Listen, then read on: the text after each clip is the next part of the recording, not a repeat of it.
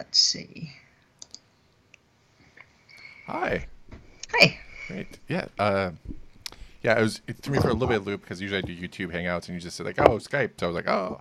So I Oh, yeah. would have written a little bit sooner. Had I actually read my notes, your email. Yeah, But there's just something really, it just does not work, and I don't know why. yeah, I found out that if you have any ad blockers or anything like that, Oh, that just throws a monkey wrench into it. And then I usually have to do like incognito or guest mode. yeah, my problem is that I've got too many Google um, identities, Oh yeah. right? Because Civic Design is a Google identity, and then I have two others, and Yeah. it goes crazy. Anyway, Okay. Yeah. so this is just audio, right? It's video. That's okay. It's a video. Okay, okay, fine. Okay. Yeah. Yeah. Right. Yeah. I need to get my beard. Looks like a hobo right Wait, oh, wait, you know what? I'll do one thing. now. Okay. Got hobo beard going on. Just close off some of the clutter in the back. No problem. Cool. Awesome. Well, okay. Tell me again what we're talking about. It's gonna be a wide-ranging thing. So Okay, cool. whatever you want to talk about, whatever you feel like Okay. talking about. But yeah, that's one of the things I like. But thank you so much for taking time out of your day because you didn't know what you were talking about today. I appreciate that even more. So, can you tell us about yourself and what you're working on these days? Sure. I mean, these days I'm pretty much entirely civic design, so it's all elections all the time. Oh wow, that's Working. awesome. Yeah, Dana Chisnell and I started this Center for Civic Design 3 years ago, and thought that's nice. We'll do this for a while, but the work keeps coming, and there's plenty to do in making elections usable for people and helping election officials run them well. And I still do a bunch of accessibility work because that's part of elections, so it fits into that. And I'm also doing a project working with Greg Vanderheiden, so that's fun. And Work for Everyone still is out there, and so people still ask me to come talk or do conference presentations or teach, and that's always nice. Yeah. You're a great speaker. So I think people who are listening, who are in charge of conferences or want to do one, I think they should definitely call you up and get you speak because you always do a great job for our online events. So it's very awesome. What is civic design? What is that? What is the realm of that? Can you Sure. So the realm of civic design is how can we treat democracy as a design problem? That is, instead of seeing it as a bunch of policies and laws, which is an important aspect of democracy, but think about what we know about service design and accessible design and interaction design and all of those things, and how can we bring those to bear to make democracy function better? Now, we cast it very broadly because we think that it's not just elections. I mean, that ballot design where we started is really the tip of an iceberg that, is a whole way that we run government and how counties run elections and what election administration looks like, and that army of volunteers or semi-volunteers who actually run elections, poll workers. Right? I mean, it's actually, for anybody who's listening, if you want to do something to help elections, volunteer to be a poll worker. It's actually an awesome good time. Mm-hmm. And it's one of the places where across the nation, millions of everyday citizens do the business of democracy whenever an election happens. So but we give them really crummy tools to work with. We give them forms that look like they were, that were sort of designed on a typewriter. What in the heck is that? What? For some reason, my iTunes just started playing things without being clicked on at all. We have sound. What was it playing? It's playing something kind of cool, but Okay. but really not what I wanted to hear right now. How about we close that completely? Okay. It was helping me let it know that they downloaded a new version. See, there's an example of some really crummy design. Anyway, it would be really nice if the tools we had. I mean, we would love to be working on things like how we write legislation. How do we write laws so that people understand what they're voting for? If you're in California and have had dozens of measures to vote on, how do you know what they really mean? And how can we present them in a way that makes sense? And then how can we make your voter guide useful? And how can we make your ballot easy to fill out? And how can we make it easy to count?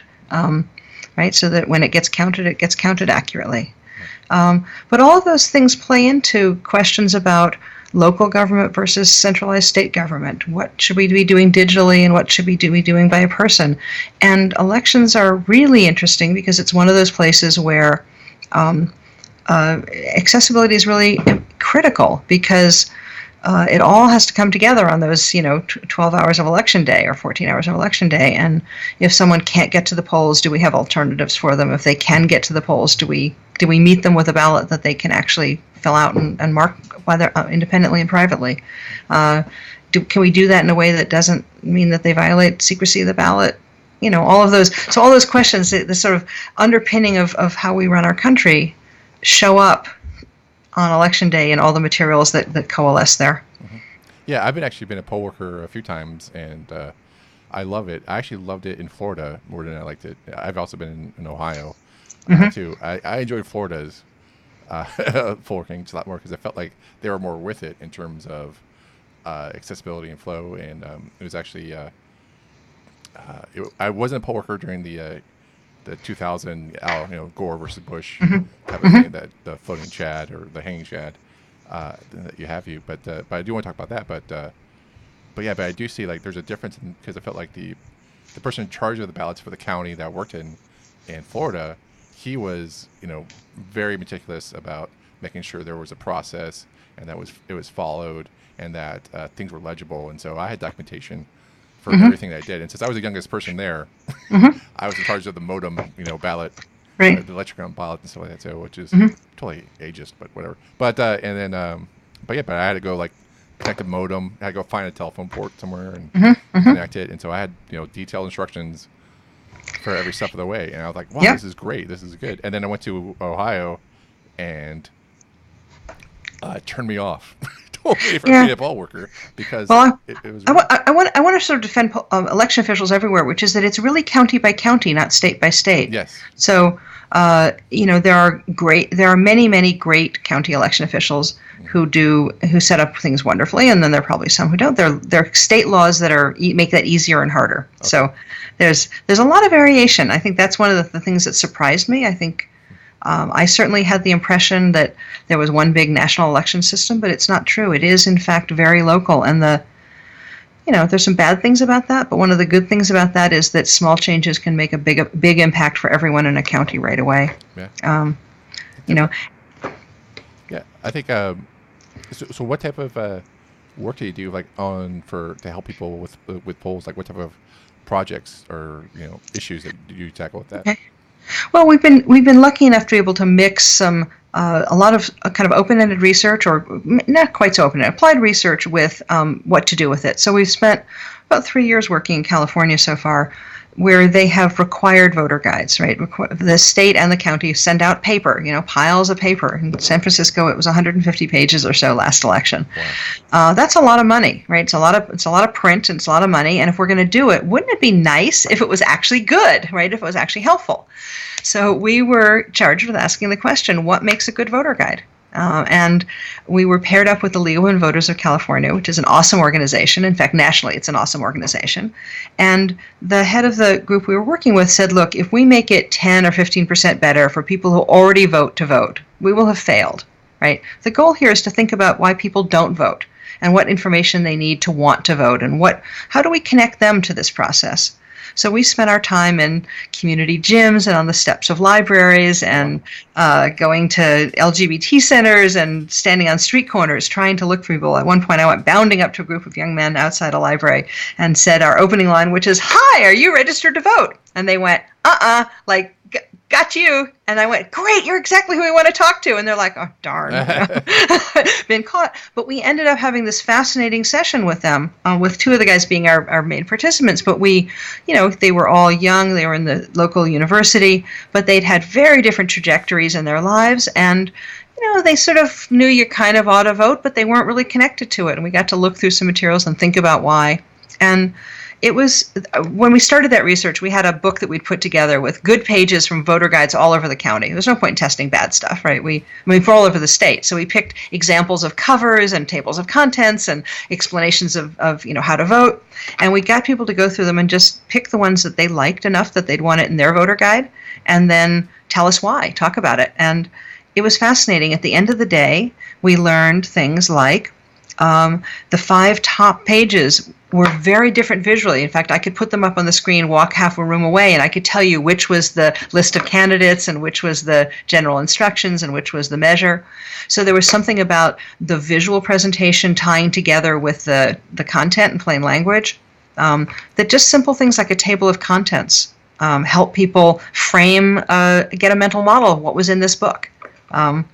Answering the questions that they actually had. So that turned into a series of best practices that got published and has been pretty widely circulated. And then we spent a final year working with 3 counties. We worked with Orange County, so big, huge, and populated, and a great staff. Santa Cruz, kind of middle-sized county. Shasta, small county, and helped them actually transform their voter guides as much as they could following the best practices. Wow. And actually then also did training for about half of the 58 counties in California. So we've had a pretty big impact with that one. So we sort of go from a question like, why isn't this working right, to trying to figure out the answers, to trying then to see if our answers actually make sense in context. Was there quantifiable results in terms of voting, in terms of before and after? Did you have the chance to do that yet, like in terms of seeing the impact?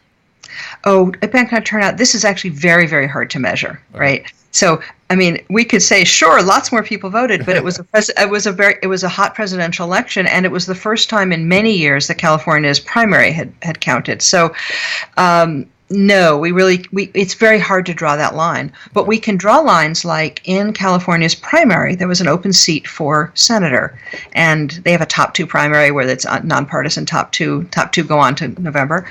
So a lot of people signed up because it's an open seat, and they had 34 candidates. Well, on many of the ballots around the state, that meant that they couldn't fit them into a single column. Now, we know this is bad. We know that one of the easiest ways to get someone to overvote, that is to vote more times than they're allowed and therefore waste their ballot, is to divide the candidates into 2 columns, because they think, oh, I voted here and now I keep voting there. And a bunch of the registrars came to us and said, we're really worried about this. What can we do? And we said, let's lay it out as best you can, and let's do some usability testing. So we did some in Santa Cruz, but I know several other counties went out and did their own testing following our model and came back and said, we're seeing 1/3 of our voters make mistakes. And they kept working at it. And in some of the counties, I mean, depending on their voting system, but they actually discovered, and more power to the person who did the layout and figured this out for us, that if they moved it to the back of the ballot, they could actually get it to fit in one column.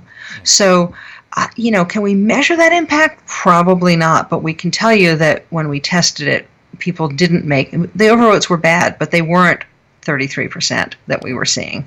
Wow. We think we often are most effective in stopping bad things from happening and amplifying the good things that are happening. But it's really hard to say the voter guide was nicer, so more people came out to vote. Yeah. I wish we could draw a nice, clean, bright line, but.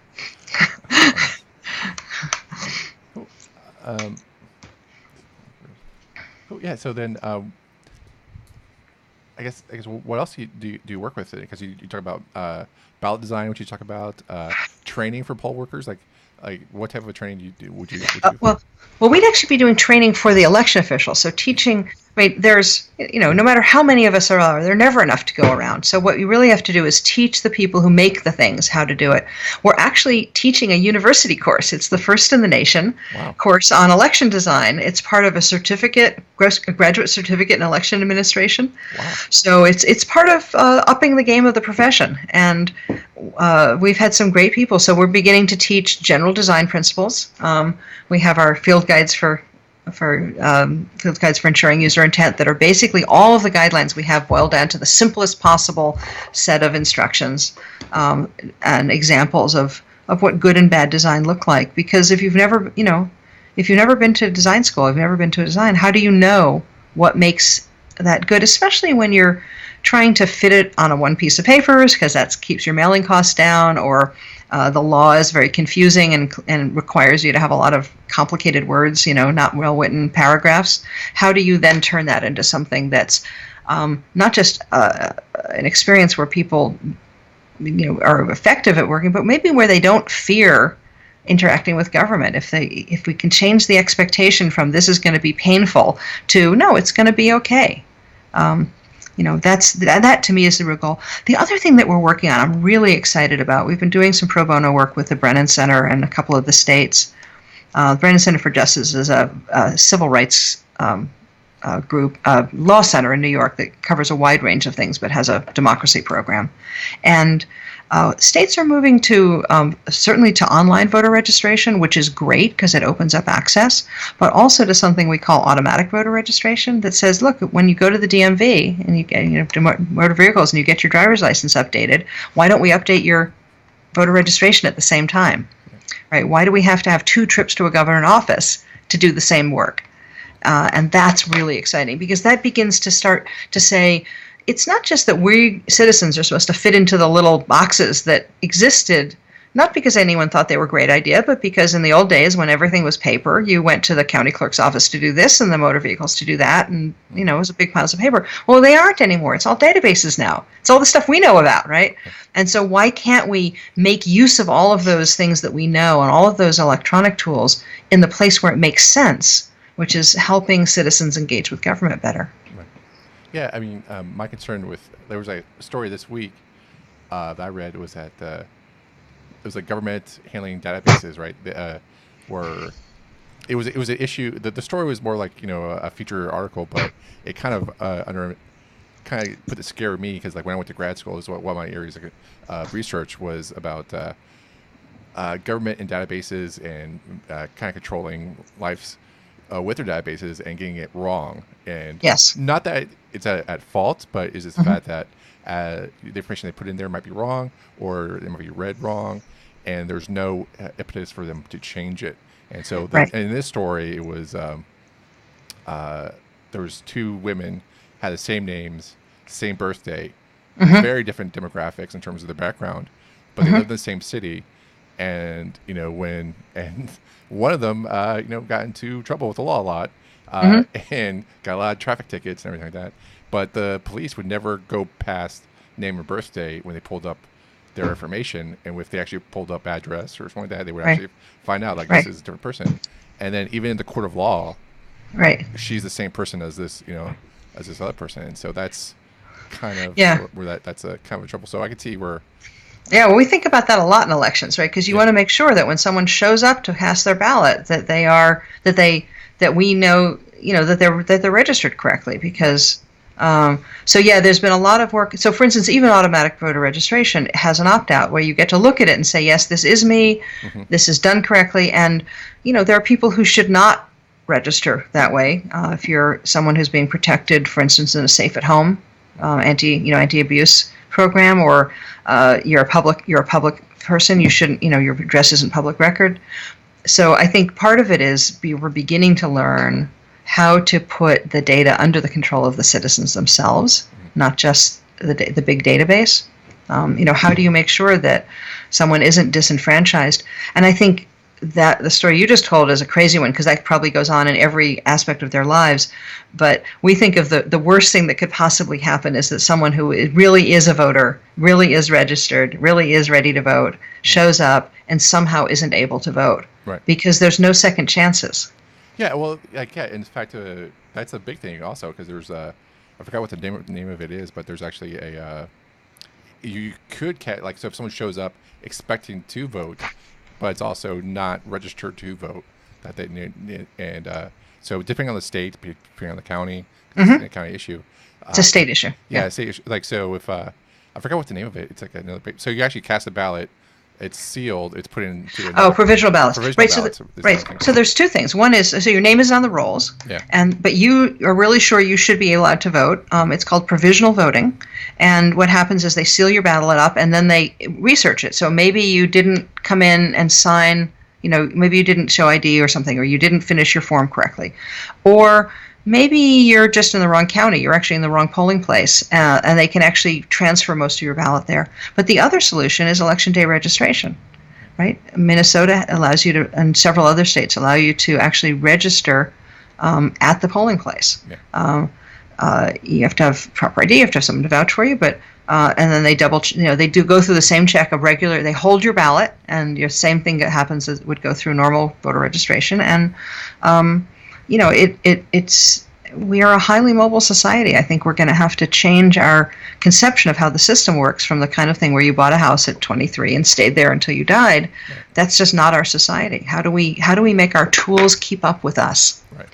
Yeah, and that's definitely thing. I think there's like growing pains I see as a culture in terms of dealing with like the digital age, and which we if you were on the web early in the 90s like I was, like we're finally kind of seeing that throes, but then you see now after 20 plus years of the web and mobile life, we're seeing like the government coming, these institutions like the DMV, paper-based institutions, trying to play catch up, with it. Yep. And so I feel like that's, but going back to voting and talking like that, like as a poll worker, like the hardest thing for me was a young, engaged, individual who was, age to vote, ready, and just showed up and not realizing that they had to register to vote. Right. And that's like the hardest thing, because like I want you to vote. I'm Yeah. glad to see young people voting, period. Right. Actually going to, because like, when I was young, like, when I was of age, you could actually vote on campus, but here, I would volunteer off campus or whatever at the time. But like when someone actually went off campus, the busy day, trying to and just show up and not work, and that's a tough Yeah, thing. it is really hard. Yeah. Yeah. I mean, the other part of our work has been thinking about that voter journey, right? Thinking of it as a journey map, and what are all the things that touches that voter as they go. And one of the things that we've learned is that when you think about it and you lay it out you do the business analysis part, and you lay out it starts with this process, which is you decide you want to vote, and you get registered, and you learn about elections, and you learn when the election is, and you show up and you vote, and then you learn the results, and it's all nice and orderly. And that's not at all how it happens, is that people often are triggered to vote, to think about an election after that voter registration deadline. It's why provisional voting and why election day registration is so important, and why automatic voter registration is so important. Back when I was doing a early piece of research, I was interviewing young voters in Maryland. I didn't know much about Maryland, but it was a convenient place for me to do this work. And one of them said, I was expecting to hear all these stories about how hard it was to get registered, and they didn't get registered in time. I was expecting to hear stories like you just told. And I didn't. And one of the guys said, it was so great. I mean, I turned 18 and a postcard came in the mail saying where I should go vote. They just knew I was ready. Yeah. And I thought, I know this is not how it works. So what's going on? And I dug a little bit and discovered that at the motor vehicles, when you get your learner's permit, they were pre-registering you. Yeah. And then they were holding your registration till you were 18, till you would be 18 at the next election, and then sending you something saying, great, your election. California just moved that to 16. A lot of states are doing it. And it means that we catch people at that first huge adult engagement, right, before they've even left high school.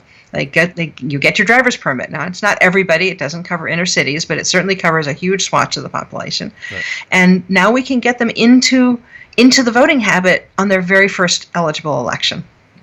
Yeah, it was great. And then also, like, I also feel like, I just witnessed it, personally, just with millennials, or I don't want to say millennials, I'm not going to throw them, I'm not throwing them underneath the bus, but I just say, like, the newer age, the car culture isn't as big growing That's up. right. And so they don't really need to go DMV. And so the online registration is also just more and more important. Right. Imagine if that's one of the things you did before you graduated from high school. Or before you left high school, that we or maybe imagine you start college, or you start your first job, or you go into the military, and one of the first questions they do is say, if you're not registered, let's get you registered. Right. So why don't we integrate it more into our lives? I mean, when you move, you go to the post office, and you get that big pile of postcards that you're supposed to mail out to everybody to tell them your new address. Why isn't one of those postcards tell your old election official that you're leaving, and tell your new election office that you're coming? Right. Or if you ever get a passport, you can just register for a passport, and actually like, hey, did you vote? That's right. And I think we're starting to see that more and more, that if we don't invite people, I mean, that Katie Peters from Democracy Works wrote a great article that said one of the greatest ways to get people to come vote is to actually invite them. Right? Say, we want to hear you. Come on, instead of thinking of it as a duty, let's think of it as a privilege. Let's think of it as something that's a joy to do. Yeah. Well, I always thought that. I don't know.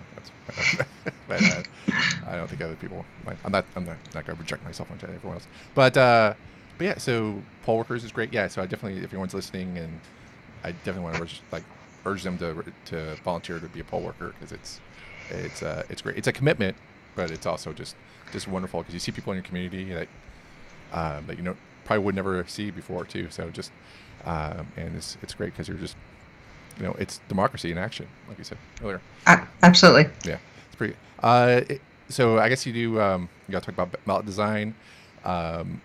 Is there any crazy ballot designs from the last election or like past election cycles that you? There's always sort of crazy things that happen. I mean, one of the trends that's really interesting that's challenging ballot design is having large number of people on the ballot. So I think that's it's a result of a really good trend, which is that we're really working to open up access to run for election, right? So we're starting to see 10, 15, 20 people especially when there's an open seat or when there's been a controversy.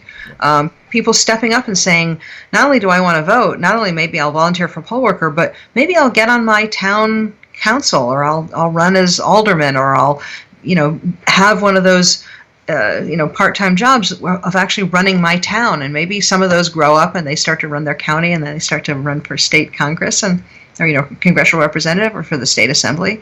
And we start getting more people involved in actually being elected officials. That would be great. Or maybe taking a job in city or state government. I think cities are where a lot of the really exciting innovations are happening.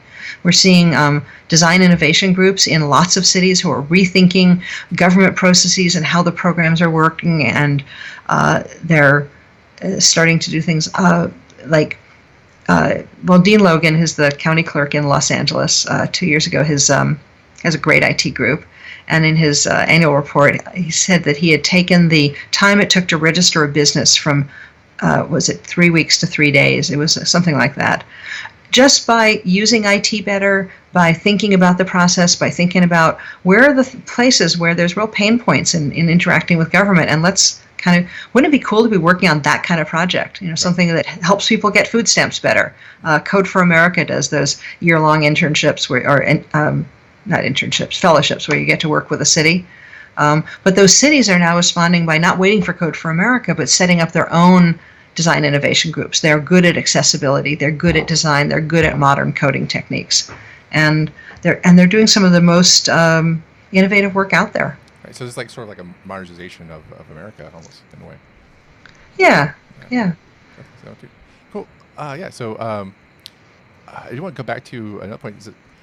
Talked about making sure voting is accessible on the day of. Like, did you do any research into making sure people are accessible? Like, one of the things that from my experience as a poll worker is that if someone is handicapped and actually can't get out of the car, the actual the head of the poll office at the time or place would actually get out with a ballot and walk the ballot to them and make sure everything's like above board and everything like that. So, is there anything like that type of issues?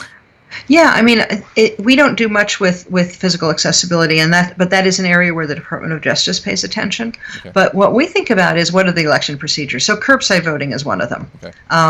There was a county in Northern California that did a truck, a day where everybody would deck out their trucks and drove downtown in a parade and dropped off their ballots, which I think is kind of cool because it says, maybe lots of people don't want to get out of their car. But the other thing is, if we say the law says you have to have one accessible machine per polling place, so you can vote accessibly, and that's nice. But what happens when you say there's just one and it's for those people? Is it sits in the corner and no one shows up and uses it, even though it does a lot of things. It will read things out loud to you. So if you don't read very well, it's useful. It lets you make the text bigger. It lets you do all those things for accessibility that we know help everyone. Yeah. So why don't we say all of the systems should be accessible? Or all of the ways to vote should be accessible, and therefore everybody, lots of people will benefit from it in ways that we maybe haven't even thought about. And that's kind of the one. Well, think about voting by absentee ballot or vote by mail, right? East or west. It sounds great. Ballot arrives in the mail, you mark it, you fill out the envelope, you put it back in the mail. It's wonderful. What if you live downtown where there's, putting stuff in the mailbox isn't exactly the safest thing to do with your ballot because garbage goes in them? Or what if you can't see that ballot to mark it? What if how do you mark that ballot if you have a disability? So what's being developed are things that are called sort of remote ballot markers. So you have a program that you can download to your computer that lets you mark your choices, print out the ballot, and mail that back. Now it's not fully hands-free, but it's a lot better. Oregon's been doing this for 7 years. So it's not brand new. A couple of other states have started doing it because I think if we're going to have a way to vote, that way to vote ought to be open to everybody. That's awesome. Yeah, you talking about the design course? Is that open to everyone or is that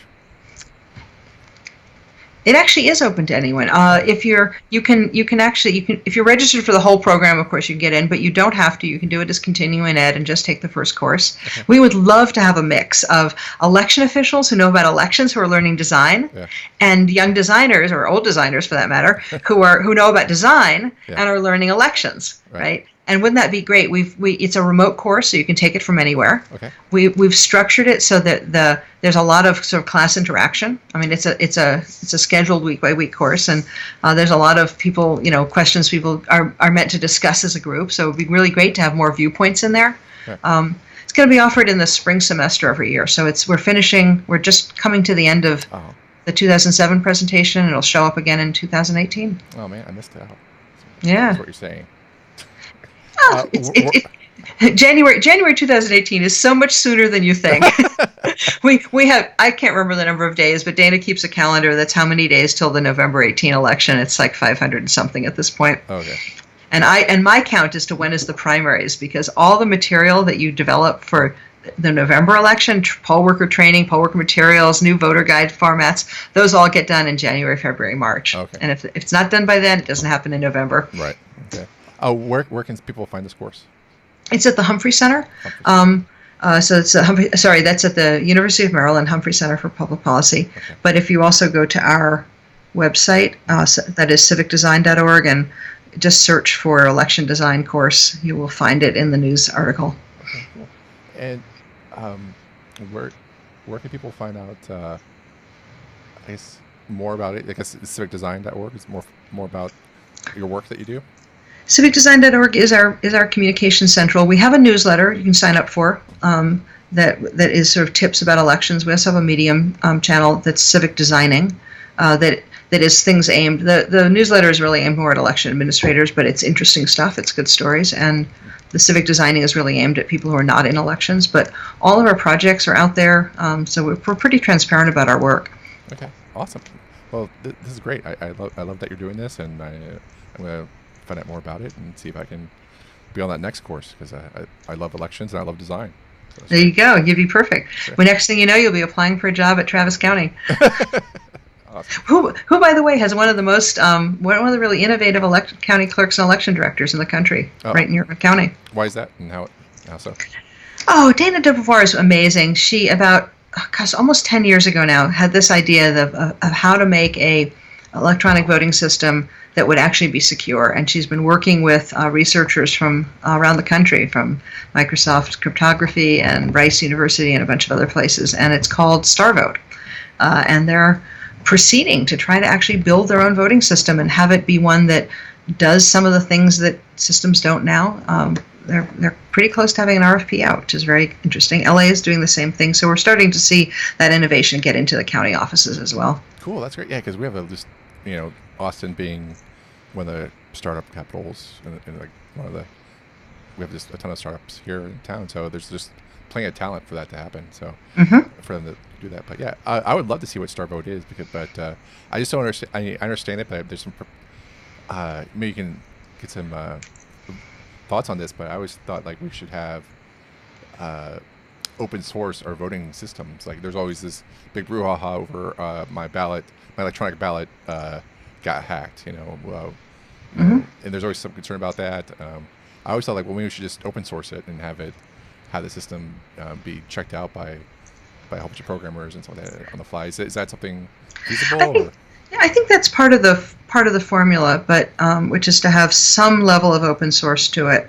But I think there's also some issues. I mean, and there's no question that we need systems that are secure and that have a paper record. I mean, you don't have to believe in hacking to think that a paper record's a good idea. All you have to believe in is what happens if you run over your computer, right? right. I mean, so things happen to bits and bytes, and so having something nice and tangible as a backup to be the official record is an important thing. Right. I think that the importance of open source is being able to bring in a wider range of people interested in sort of the code behind elections. I suspect that it wouldn't be the kind of open source project where anybody could just check in a new feature, because for one thing, one of the things you want in an election system is stability, right? Yeah. You don't want any surprises on election day about how it might work. But I think all of the ideas about opening up how we think about technology are in play and should be in play. And it's going to take a while. It's a slow-moving culture. Remember, while there's elections all the time, they work on a kind of 4-year cycle, because they work around the presidential cycle, and you've got the off-year elections, you've got your state elections and your county elections and your hyper-local elections. But you don't want to make big changes right before a presidential election when you have the most turnout. So they tend to start doing experimentation now, building towards 2020, building towards 2018. So it moves slowly. So it's still iterative. It's just iterative on a 6-month to 2-year basis rather than a 3-week basis. Right. Yeah, I mean, people complain about the speed, which is the slowness of I think our system, but I think that is also the advantage of it too. It's just that things don't get changed at a fast pace where citizens. Right. We'll have to they don't need to be watch everything that happens in government, because it's representative government, and so right, yeah. And it's and we want society to move along in a fairly stable way. Right. The question is, how do you make sure that when you make changes, you get input from everybody, that you don't just ask 5 nice middle class people, or that you really do reach out to all the communities, all the language communities, all the minority communities, all the people who have different relationships to government, and make sure that all of that input is coming in. It's all the stuff we know about user-centered design, right? Making sure that users are in fact heard. Right.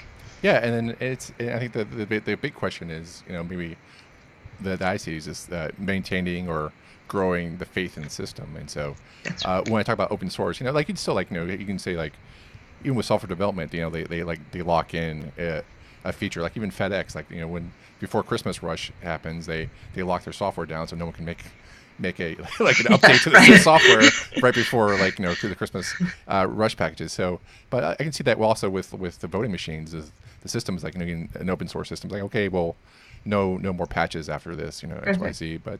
But also and also paper still has an issue too, because you'll see every story there'll be some county where someone had forgot to have a bag of ballots in the trunk of the car. Right. It happens. Right. People. Right.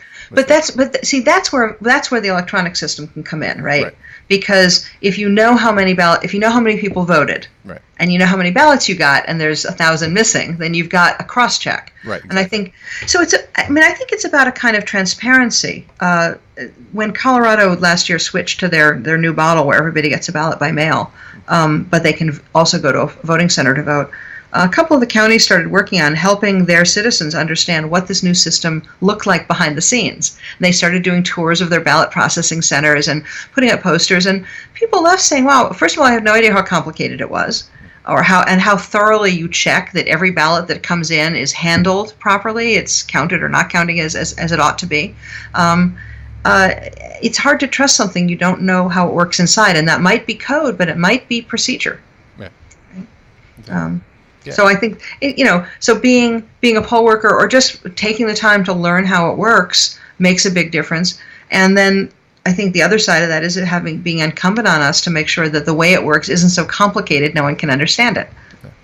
Yeah, exactly. Yeah, definitely. I totally agree. Well, this has been awesome. I do want to give one shout out, just anyone who cares, from Florida, from Leon County, but the Ion Sancho was the person that did the Florida.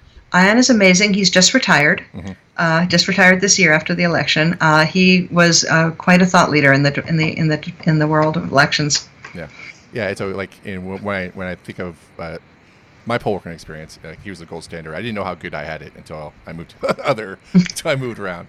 But he's when the whole Bush versus Gore thing, his county was the only one that didn't change. And isn't it cool that the election director or county clerk in a small county in one state could actually make such a difference to their citizens' lives? That's awesome. So. Yeah. So, but thank you so much for doing the work you're doing, and this is awesome. And so, how can people follow up? You say you have a newsletter at civics.org. Does civicdesign.org? If you go to civicdesign.org, go to About, there's a place to sign up for the newsletter. We also have a list of, we often get people who say, look, I'd love to be able to do something once in a while. Right. And we also believe that this work is local. So one of the things when we get a chance to work in a local jurisdiction, we like to introduce them to people in their county or in their town who are interested. So we have what we call the Civic Design Irregulars. Sign up and put your name on the list, and when work comes around, we don't know when it happens. It's not a very often things come up quickly and need to happen quickly, and so if we have a big list of people, we can reach out, and the person that happens to be free and available gets to do a little bit of work with the county, and maybe that leads to something more, and we've started something new. Okay, awesome, sounds great. Well, thank you so much for your time today. I really appreciate it. Well, thank you. Cool, awesome. Bye.